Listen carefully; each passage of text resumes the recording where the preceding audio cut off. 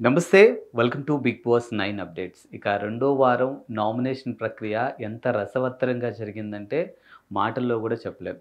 Total nomination ప్రక్రియ అంతా కూడా రెడ్ ఫ్లవర్ మీద, ఎగ్ మీదే జరిగింది. అంటే అసలు ఆ 'బిగ్ బాస్' హౌస్‌లో వేరే సమస్యే లేదన్నట్టు, ఒకరికొకరికి అసలు ఎలాంటి క్లాషెస్ లేవన్నట్టు, ఒకరికి ఇంకొకరికి ఎలాంటి గొడవలు లేవన్నట్టు టోటల్ ఎపిసోడ్ మొత్తం కూడా అంటే రెండో వారం నామినేషన్ ప్రక్రియ ఎపిసోడ్ మొత్తం కూడా రెడ్ ఫ్లవర్ అండ్ ఎగ్ మీద జరిగింది. అంటే ఒకరినొకరు నామినేట్ చేసుకున్నటువంటి అంశాలు కూడా కేవలం ఆ రెండిటి మీదే చేసుకున్నారు తప్పితే ఇంకొక అంశం మీదే చేసుకోలేదు. ముఖ్యంగా భరణికి అండ్ మాస్క్ మ్యాన్ హరీష్‌కి మధ్య జరిగినటువంటి వాగ్వాదం అయితే ఇంక అసలు చెప్పనవసరమే లేదు. ఎట్ ద సేమ్ టైమ్ ఇమాన్యుయల్‌తో తను బిహేవ్ చేసినటువంటి తీరు కూడా మనం చూసాం. అసలు ఓవరాల్‌గా చూసుకుంటే మాత్రానికి 'బిగ్ బాస్ 9' రెండో వారం ముఖ్యంగా నామినేషన్ ప్రక్రియ అయితే మాత్రానికి ఫన్నీగా జరుగుతుంది. At the same time unnecessary topic మీద అన్నెసెసరీ నామినేషన్స్ చేసుకుంటున్నారేమో అనిపిచ్చింది.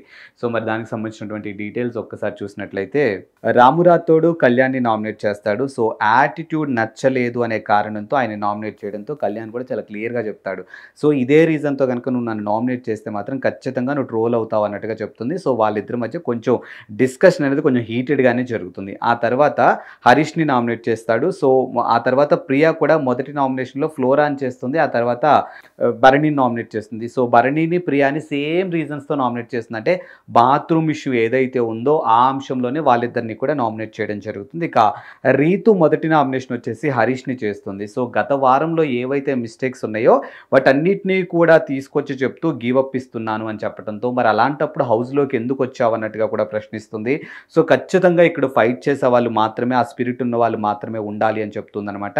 సో, వీళ్ళందరిది అంటే నీది ఒక రకమైనటువంటి సింపతి గేమ్ ఆడుతున్నావు అన్నట్టుగా కూడా కామెంట్ చేస్తూ ఫుడ్ విషయంలో కూడా వీళ్ళిద్దరి మధ్య వాగ్వాదం జరుగుతుంది. రీతు కూడా ఒక రకమైనటువంటి ఎమోషనల్ అవటంతో హరీష్ కూడా సేమ్ అంటే ఇప్పుడు నువ్వు చేస్తుంది ఏంటి సింపతి కాదా అన్నట్టుగా కూడా హరీష్ కౌంటర్ ఇస్తూ ఉంటాడు.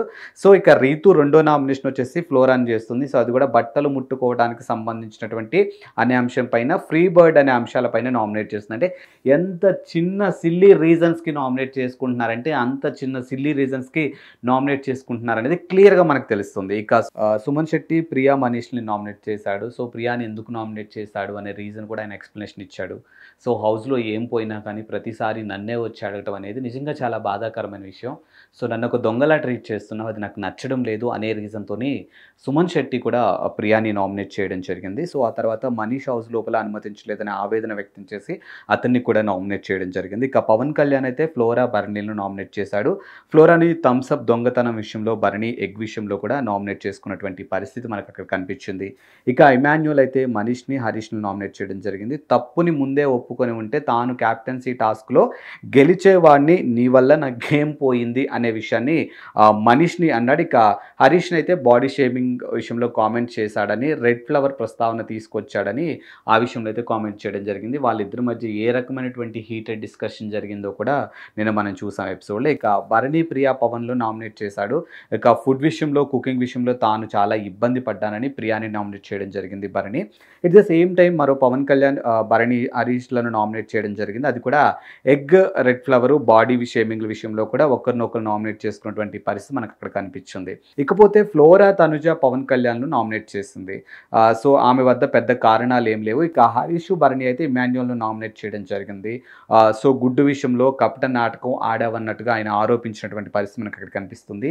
At the same time Bharani కూడా ఫైర్ అయ్యాడు. ఇక మొత్తానికైతే ఇమాన్యుయల్‌తో వాళ్ళ మధ్య గొడవ తారాస్థాయికి వెళ్ళిందని చెప్పొచ్చు. ఇక శ్రీజ అయితే హరీష్‌ని, భరణిని నామినేట్ చేసింది.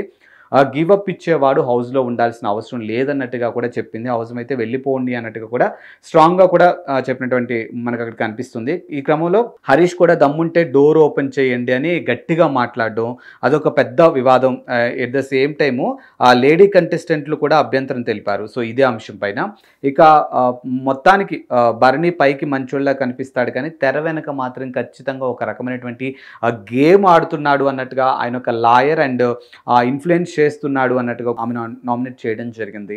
అండ్ నెక్స్ట్ మొత్తానికైతే నామినేషన్ ప్రక్రియ కంప్లీట్‌గా అయిపోవటం. సో, ఈ వారం నామినేషన్‌లు చూసుకుంటే హరీష్, భరణి, ఫ్లోరా, సైని అండ్ మనీష్, ప్రియా, పవన్ కళ్యాణ్ మొత్తానికి వీళ్ళైతే నామినేట్ అయ్యారు. సో, వీళ్ళ తరువాత సంజన కెప్టెన్‌గా ఉంది కాబట్టి బిగ్ బాస్ ఆమెకు ఒక స్పెషల్ పవర్ ఇవ్వడం జరిగింది. సో, వీళ్ళలో నుంచి ఒకళ్ళని నామినేట్ చేయండి అనంటే ఆమె నేరుగా సుమన్ శెట్టిని నామినేట్ చేయడం జరిగింది. సో, వాళ్ళిద్దరి మధ్య నామినేషన్ కూడా కంప్లీట్‌గా ఒక రకమైనటువంటి ఫన్నీ వే ఏదైతే ఉందో అది కనిపించింది. మొత్తానికైతే రెండో వారంలో మాత్రానికి వీళ్ళు నామినేట్ అయ్యారు. సో, మరి ఇందులో మీ ఫేవరెట్ కంటెస్టెంట్ ఎవరో కింద కామెంట్ రూపంలో మాకు తెలియచేయండి. ఈ వారం బిగ్ బాస్ హౌస్ నుంచి ఎవరిని బయటికి పంపించాలనుకుంటున్నారో కూడా వాళ్ళ పేరుని కూడా కింద కామెంట్ రూపంలో మాకు తెలియచేయండి. మరో అప్డేట్‌తో మళ్ళీ మీ ముందుకు వస్తుంది మ్యాగ్నెట్ టీవీ.